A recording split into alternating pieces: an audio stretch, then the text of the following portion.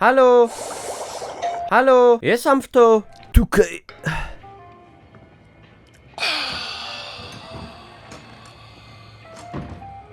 No obejrzyjcie się, a co my sam mamy? Cześć Karlik, jak żyjesz? Ty no co jest? O!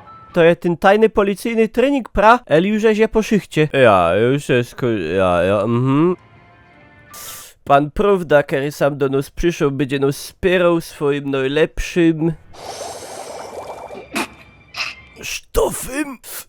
A ty nam będziesz dostarczał. Ty masz chyba ipinagowa, ty już masz haluny z tego zielonego, albo co? Co? O! Prawda, chodź sam synek. Witam pięknie. No siema. To jest Karlik, on ci będzie bulał geld. Co ty dupcy schopie? Karlik jest taki jeden, który mnie fez nerwuje.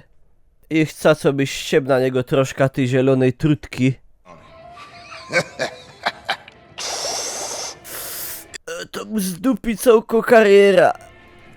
Ale fanzolisz. Chcesz żuru, albo wodzionka, albo ci uważa rolada i kluski. O nie, do mnie już styknie, hopie. Już by daleciał. Pierona, ale mnie ściulało. O, Karlik, zapłać mu. O, hopie, co ja właśnie obejrzał. Federalny wyżar mi całki sztof. A ty się skąd? KGB? Stasi? No, jest taki bardziej prywatny detektyw. Hopie, masz taką pozytywną energię. Zbakamy trochę wietnamskiego opium? Nie, ja podziękuję. Ty, a skąd ja mam wiedzieć, że ci mogę ufać? To ja teraz zrobię do ciebie? Ja jest człowiekiem pokoju. Są takie ciule, które za nic nie mają z ocy do mojego pokoju. Hopie, te wszystkie gorole ze Zagłębia, z Będzina, ze Sosnowca. One mają kombajn, a ja go potrzebuję. Schachmyć go do mnie i to będzie zapłata. Czym się ramy, Karlik?